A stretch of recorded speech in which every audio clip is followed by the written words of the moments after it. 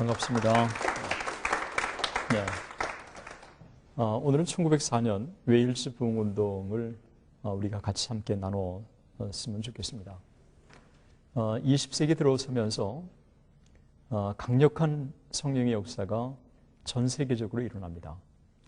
1904년에 웨일즈 부흥운동, 1905년에 호주,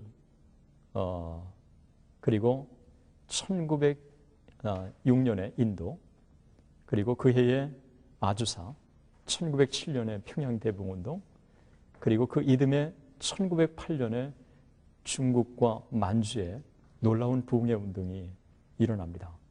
그 기원을 거슬러 올라가면 모든 사람들이 다 동의하는 것은 1904년 웨일즈 부흥운동에서 기원됐다고 증거를 하고 있습니다. 그런 면에서 웨일즈 부흥운동 1904년을 바르게 이해하는 것은 20세기의 소위 월드와이드 이 부흥운동의 현상을 이해하는 데 있어서 아주 중요한 밑거름이 된다고 볼 수가 있습니다. 1859년에 웨일즈의 놀라운 영적인 각성운동이 일어나고 나서 19세기 말엽에 이르러서는 영적으로 많이 침체돼 가기 시작합니다. 참 우리가 바라는 것은 부흥운동이 한 번 일어나면 거의 그냥 50년, 뭐 한 세기 그렇게 지배했으면 좋을 텐데 영적 각성이 일어나고 나서 교회가 깨어나서는 한 30년 정도의 이 강력한 영향을 미치다가 그 위에 시드는 경우가 많습니다. 19세기 말에 이르러서 영적으로 웨일즈 지역에 침체돼 가기 시작하는데 그 침체돼 가는 요인 중에 두 가지는 아주 두드러진 요인이었습니다. 신학적인 변천, 또 하나는 산업화, 소위 교회의 세속화였습니다. 웨일즈 지역의 영적인 각성운동의 침체 이후에 진행된 침체에 대해서 1900년 6월에 웨일즈 장로교 총회장이었던 에반 필립스가 신학적인 변천을 우려하면서 이런 입장을 피력합니다. 교회의 신앙이 인간의 노력에 의존하려는 이처럼 무시무시한 경향에 어느 정도 기울어져 있는지 모르지만 기독교 신앙을 무신론의 방향으로 끌어들이려는 간과할 수 없는 오류를 분명히 우리 가운데 존재하는 것입니다. 헤겔의 철학과 진화론의 원리가 극단적인 형태로 신앙의 영역에 범람하고 필시 가장 파괴적인 힘을 발휘하고 오류의 영이 공중에 가득하게 되어 소리 없이 인간 지성의 잠재의식에 파고든 영향은 사람들에게 살아계신 하나님, 인격적인 하나님에 대한 관심을 빼앗고 있습니다. 쉽게 얘기하면 지금까지 전통신앙이 붕괴되고 찰스 다윈의 진화론, 그리고 고등비평, 이런 것들이 웨일즈 지역에 등장하기 시작하면서 소위 교회가 메말라가고 있다고 하는 그런 이야기였습니다. 이런 가운데 일련의 무리들이 역시 이 모든 것들을 타개하려면 부흥이 있어야 된다고 하는 이런 생각들을 갖기 시작한 것입니다. 1902년 11월에 웨일즈 장로교 월간지 보고는 하늘에서 내리는 성령의 임재만 그 가라지를 뽑고 웨일즈 땅이 무신론과 불신에 희생되는 것을 막을 수 있다라고 얘기했습니다. 강력한 부흥의 역사가 일어난다면 세속파에서 멀어질 수 있고 그리고 신학적인 자유주의에서도 다시 원래 신앙으로 회복할 수 있다고 하는 그런 외침이었습니다. 1902년 12월에 교회의 버스에서 한 지도자가 이런 얘기를 합니다. 만일 마지막으로 웨일즈 전역에 있는 동포에게 보내는 메시지, 내가 마지막으로 웨일즈 전역에 있는 동포에게 보내는 메시지, 그러면서 거기에서 뭐라고 얘기하고 있느냐 하면 현재 나의 조국과 민족에게 가장 필요한 것은 성령의 특별한 임재를 통한 영적인 부흥이다라고 이야기를 했습니다. 영적으로 메말라가는 것을 보면서 안타깝게 여기는 무리들이 있었고 그들이 이 모든 것들을 일소하기 위해서는 부흥이 필요하다고 하는데 견해를 같이 한 것입니다. 결국은 이들이 무릎을 꿇고 기도하기 시작하고 그런 가운데서 하나님께서 웨일즈에 몇 가지 변화를 가져다 주셨습니다. 웨일즈의 부흥운동이 점점 더 일기 시작하는 그런 징조였는데 배경이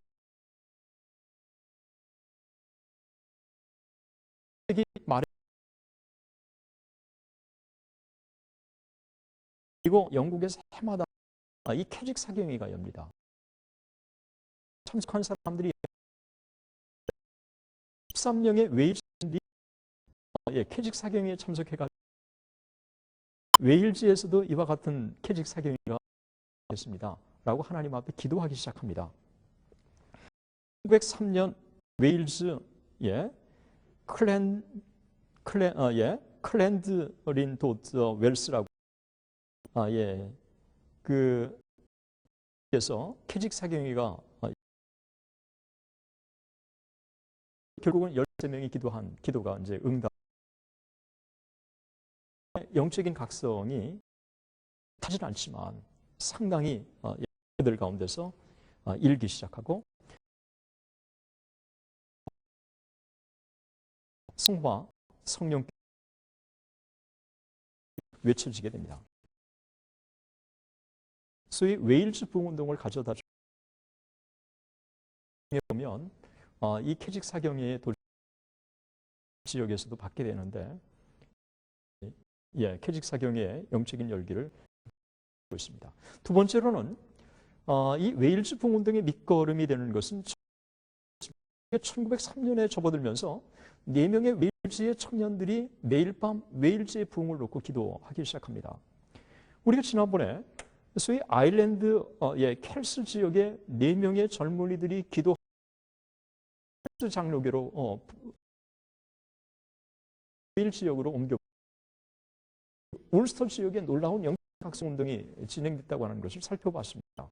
웨일즈에서도 이 몇 명의 젊은이들이 특히 4명의 젊은이들이 웨일즈 기도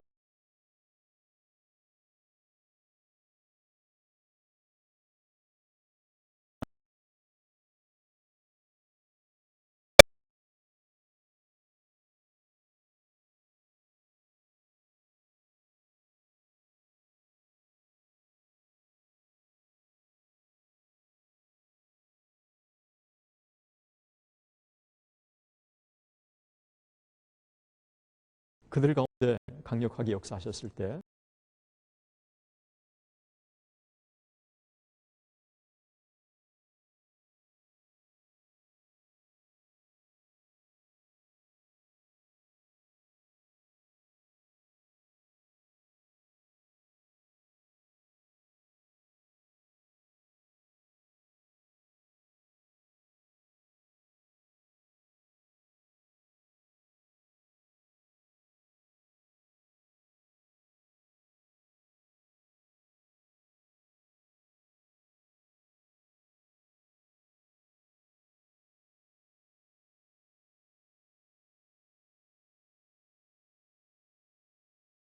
코너를 살짝 돌아서 가니까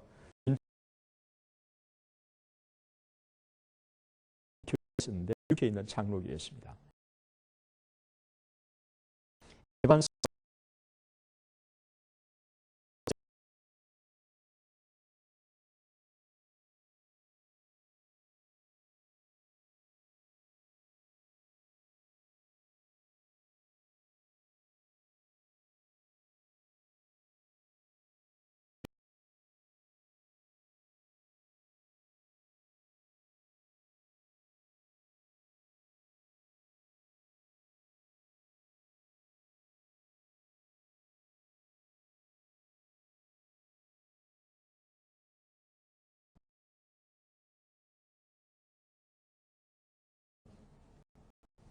구주 예수님을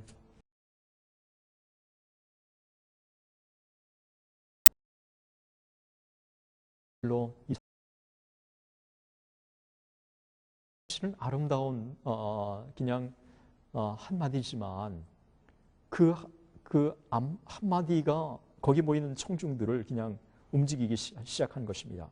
저널리스트 스테드가 이 소녀의 간증이 어떤 파장을 미쳤는가를 이렇게 증언합니다. 마치 그곳에 모인 회중들에게 전기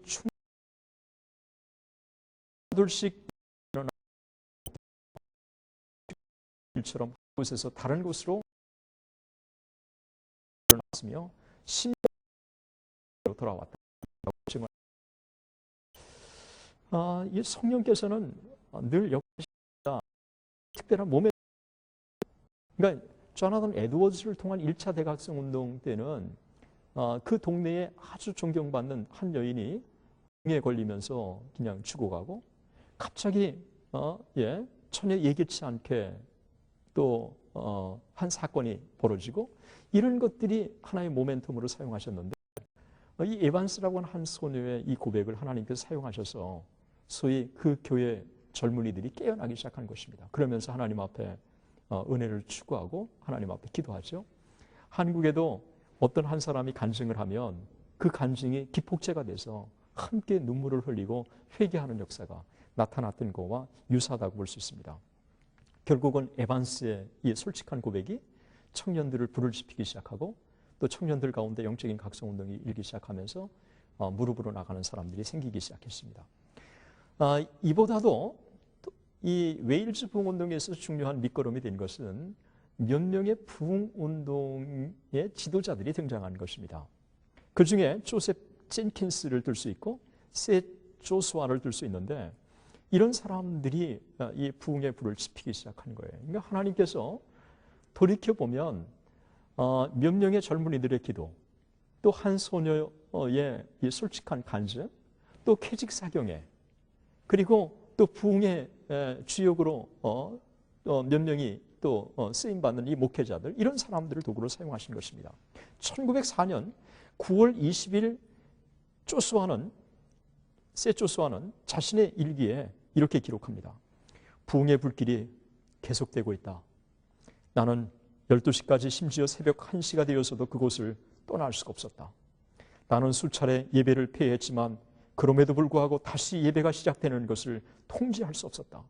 그러니까 예배가 지금 피하겠습니다. 그랬는데 그냥 기도의 불길이 일기 시작하니까 다시 그냥 함께 기도할 수밖에 없고 그래서 이제는 피하겠습니다 했는데 끊이지 않고 또 계속 기도의 불길이 일기 시작하면서 새벽 1시까지, 새벽 2시까지 타오르는 역사가 쭉 진행됐습니다. 1904년 9월 22일 날 목요일 날 그 강도가 강력했는데 그의 일기에는 이렇게 쓰여 있습니다. 오늘 밤 우리는 또 한 번 잊을 수 없는 집회를 열었다. 사람들은 자기 믿음을 완전히 확신하기를 갈구하면서 3355 무리지어 설교단으로 몰려왔다. 참으로 놀라운 것은 한 명도 빠짐없이 모든 사람들이 기도에 동참했다는 사실이다. 불의 혀가 각 사람에게 내려왔다. 우리는 예배를 드리면서 시간 감각을 완전히 상실했다. 그래서 이 웨일즈 부흥운동의 특징은 수시간을 기도했는데도 그냥 시계를 보고 깜짝 놀라는 거예요. 몇십 분 그냥 기도했다고 생각했는데 수시간이 흐르는. 그러니까 이게 성령께서 그 회중을 압도하시니까 시간을 잃고 기도에만 몰두하도록 하나님이 만드신 것입니다.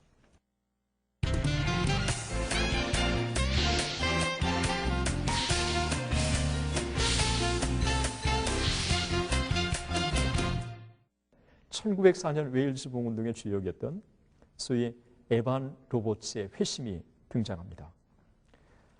12살 어린 나이에 탄광에서 일할 때 저녁에 집에 돌아와서는 피곤한 가운데서도 몇 시간씩 성경을 보고 때로는 식사도 있고 기도에 전념하는 한 소년이 있었습니다. 바로 이 사람이 에반 로버츠인데 그는 1904년 웨일즈 부흥운동의 주역이 되기 전에 이미 1891년부터 그러니까 13년 전부터 웨일즈 부흥을 위해서 계속 기도해 온 것입니다. 그의 이 고백을 보면 이런 고백을 합니다. 나는 부흥운동에 관해 읽거나 이야기하다 온 밤을 지새우곤 했다. 부흥운동에 관해 생각하도록 나를 움직이신 분은 성령님이셨다. 저는 그 이반 로버츠 정도는 아니지만 이반 로버츠를 조금은 이해할 것 같습니다. 부흥에 대해서 사모함이 그에 있었고 그리고 길을 갈 때도 또 참 밥을 먹을 때도 그리고 무엇을 할 때도 늘 부흥이 그를 떠나지 않는 그 심정을 조금은 이해할 수 있습니다. 그가 이런 고백을 스테드라고 하는 한 기자와 인터뷰에서 이렇게 얘기합니다. 아주 오랫동안 나는 기독교의 실패에 대한 생각 때문에 나의 영혼과 심령이 상당히 괴로웠다. 그러나 내가 이 문제로 대단히 깊은 기도를 드린 후 어느 날 밤 나는 깊이 잠들었다. 그런데 새벽 1시에 갑자기 나는 잠에서 깨어났고 전능하신 하나님 면전에서 말할 수 없는 기쁨과 경외에 찬 나를 발견했다. 그리고 4시간 동안 마치 한 사람이 그의 친구와 얼굴을 맞대고 이야기하는 것처럼 나는 하나님과 대면하여 말하는 특권을 가졌다. 5시에 나는 마치 내가 다시 이 땅으로 돌아온 것 같았다. 그래서 하루도 아니고 새벽 1시에 깨어나서 새벽 5시까지 하나님과 대면해서 기도에 몰두하는, 그래서 정말 그가 새로운 체험하는 경험을 하게 됩니다. 이러면서 이 영적으로 하나님께서 자기를 부르셨다고 하는 생각을 갖게 되고, 이런 가운데 1904년 9월 29일 목요일에 뉴캐슬 에멀린이라고 하는 지역에 20명의 젊은이들이 함께 신학교 예비학교에서 훈련을 받고 있었어요. 그런데 그때 루이스하고 셋 조수아가 그 지역에 와서 집회를 열게 됐는데, 이때 이반 로버츠가 참석을 합니다. 그리고 그 집회 가운데서 그때 큰 은혜를 받습니다. 그때 은혜를 받는데 강력한 메시지의 핵심은 그거였습니다. 나를 굴복시키소서. 나를 굴복시키소서. 이게 강력하게 그를 지배하기 시작한 거예요. 이러면서 성령께 자기를 굴복시켜달라고 하나님 앞에 울부짖으며 기도하기 시작합니다. 이 만남과 통해서 성령의 이 강권적인 역사를 통한 체험을 한 다음 이반 로버츠의 변화가 일어나기 시작해요. 그것은 13년 동안 기도해왔던 성령 충만한 역사가 그 가운데 임했다고 하는 것을 발견하고, 이반 로버츠가 그 이후에 이 은혜를 함께 나누고 싶은 그 마음이 그를 사로잡기 시작합니다. 그래서 그의 고백을 보면 이런 고백을 합니다. 그때 내 가슴은 웨일즈 이쪽 끝에서 저쪽 끝까지 돌아다니면서 구세주에 대해 말하고 싶은 강한 열망으로 불타 올랐다라고 그렇게 증언을 하게 됩니다. 1903년에 원산 부흥운동의 주역이었던 로버트 하비 선교사가 하나님이 자기를 부르셨다고 하는 사실을 발견한 다음 그는 개성으로, 그리고 제물포로, 그리고 서울 작골로 그가 달려가고, 그때마다 하나님께서 놀랍게 그를 부흥의 주역으로 사용해 주셨습니다. 모디가 그랬고, 그리고 스폴전이 그랬고, 하나님께서 은혜를 주시고 나면 그 은혜를 나누고 싶은 심정이 그를 지배해 온 것입니다. 그런 면에서 이반 로버츠는 역시 이 부분에 있어서 그도 똑같았습니다. 하나님의 은혜를 주시자 이 은혜를 웨일즈 전역으로 다니면서 나누고 싶은 그런 이 불타는 열정을 그가 갖게 됐습니다. 그러면서 이반 로버츠가 제일 먼저 그가 달려간 것은 뭐냐 하면 10월 30일 자기가 다니는 그 교회로 그가 달려갔습니다. 그래서 소위 이 고향 러포라고 하는 지역에 모리아 예배당이 있었는데, 이 모리아 예배당에는 매 월요일마다 기도회가 열렸는데, 그가 기도회가 열리는 그 현장에 참석해서 함께 예배를 드리고, 기도회가 끝난 다음 거기 남아있는 사람들을 대상으로 또다시 집회를 연 것입니다. 그 소수의 무리들이 남았지만 그들 가운데 강력한 성령의 역사가 나타난 거예요. 그의 기록에는 이렇게 쓰여 있습니다. 나는 젊은이들에게 함께 모일 것을 요청했다. 왜냐하면 나는 그들과 이야기를 원했기 때문이다. 그들은 내게 왔고 나는 서서 그들에게 말씀을 전했다. 집회는 뉴캐슬 에멀린의 교회에서 내가 보았던 환상 그대로였다. 처음에 그들은 들으려 하지 않았으나 나는 계속했고 드디어 성령의 권능이 그들 가운데 임했다. 그래서 그 가운데 참석했던 17명 모두가 큰 은혜를 받게 된 것입니다. 이러면서 성령의 역사가 점점 더 막 웨일즈 전역으로 그가 가는 곳마다 불타오르기 시작하는데, 이 이반 로버츠가 외쳤던 메시지의 핵심이 뭐냐는 거예요. 무디가 외쳤던 이 메시지의 핵심은 3R로 우리가 대변했는데, 그러면 이반 로버츠가 외쳤던 메시지의 핵심이 뭐냐는 것입니다. 이반 로버츠는 네 가지를 선명하게 외쳤습니다.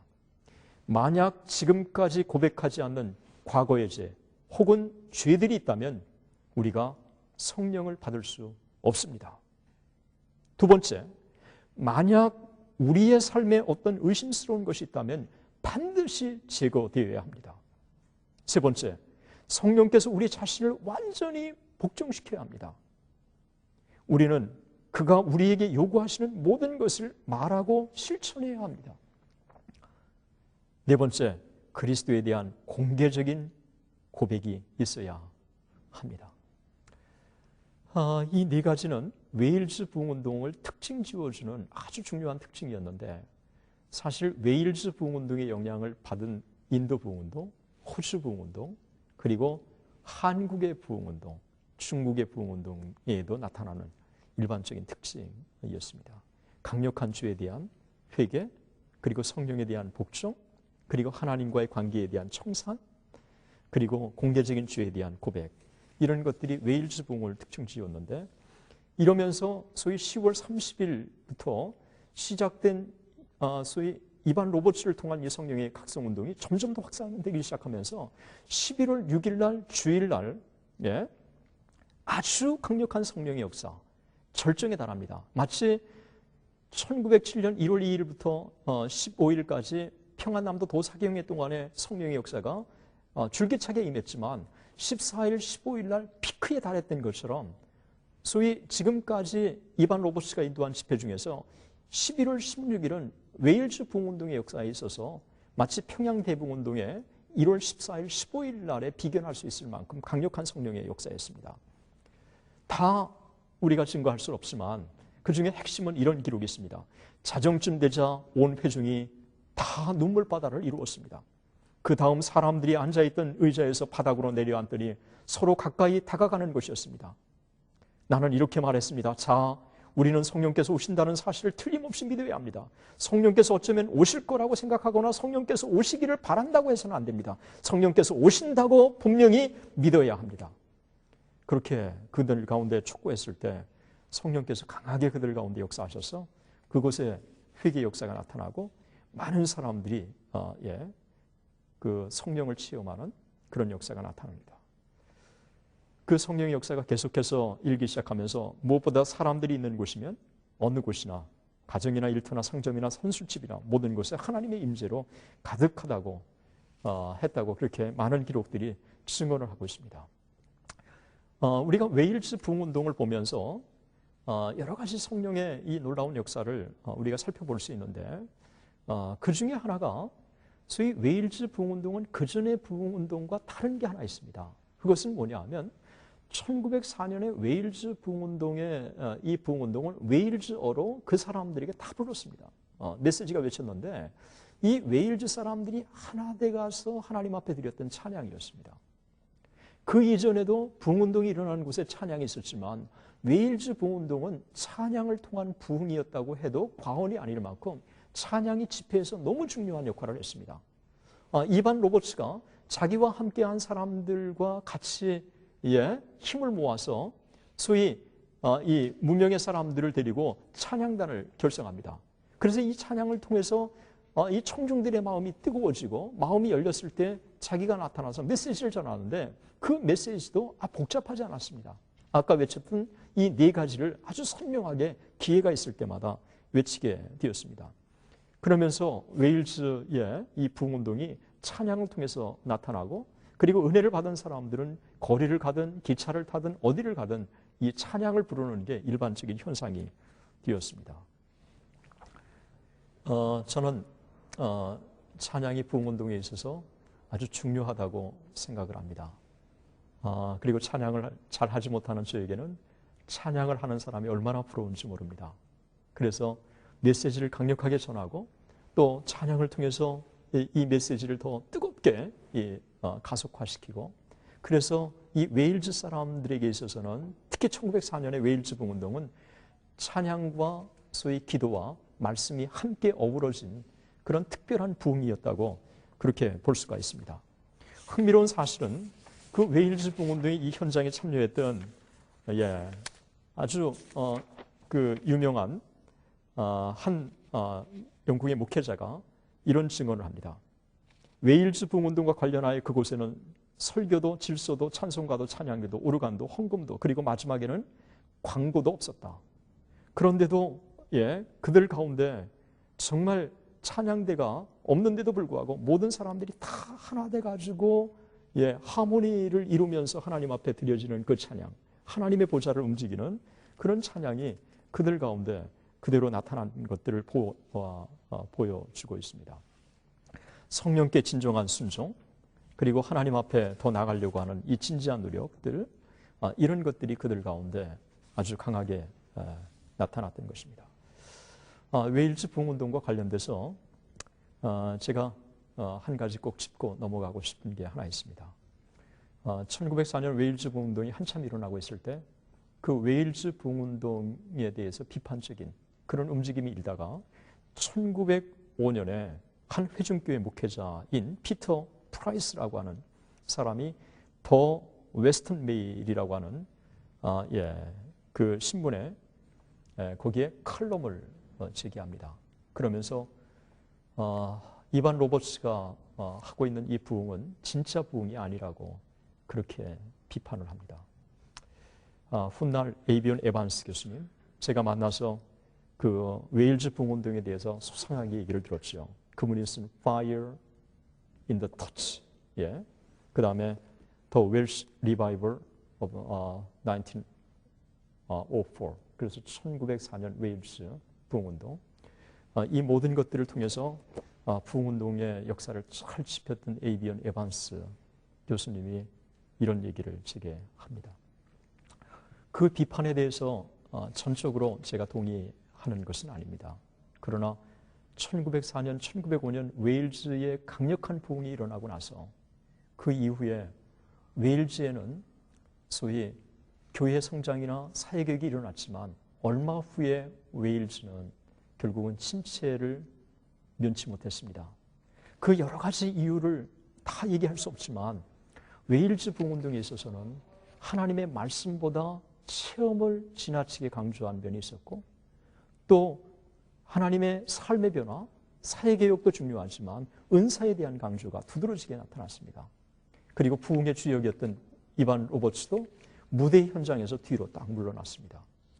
수많은 사람들이 교회로 영입됐지만 그들을 교회로 정착시킬 수 있는 시스템이 마련되지 않는 상황에서 결국은 부흥운동의 역사는 얼마 가지 않아서 결국은 시들고 말았고, 그 이후에 웨일즈 교회는 침체를 달리고 말았다고 하는 그런 얘기를 들었습니다. 우리가 참된 부흥을 소원합니다.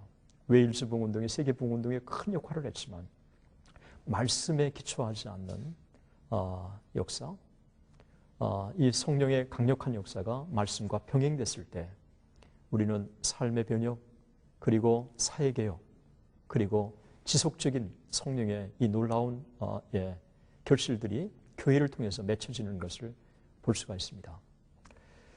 저는 1904년 웨일즈 부흥운동의 영향을 한국교회가 받았지만 한국교회는 말씀에 기초한 부흥이었고, 그리고 많은 지도자들이 부흥운동 이후에도 교회를 맡으면서 또 선교사들이 선교 현장에서 한국교회를 이끌어와서 한국교회의 놀라운 기적의 역사가 계속해서 일어난 것을 봅니다. 그런 면에서 웨일즈보다도 부흥보다도 더 건전한 부흥이 한국에서 일어났음에 감사하고, 또 이런 부흥을 우리가 기도하고 사모하는 것입니다. 웨일즈의 1904년 부흥이 일어났지만 그 데이빗 몰간의 그 심우했던 그 교회, 그리고 1904년에 이 이반 로버츠가 불을 지폈던 모리아 성전, 거기에는 10명 남짓한 사람이 모여서 주일 예배를 드리고 있었습니다.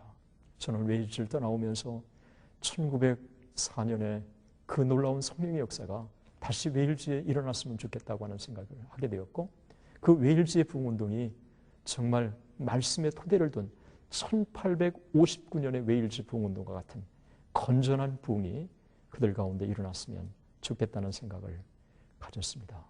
다시 한번 하나님께서 그들 가운데 역사해 주신 것을 찬양하며 영광을 돌립니다. 감사합니다. 이 프로그램은 선교지의 교회를 세우는 힘찬 첫걸음, 드림온과 함께합니다.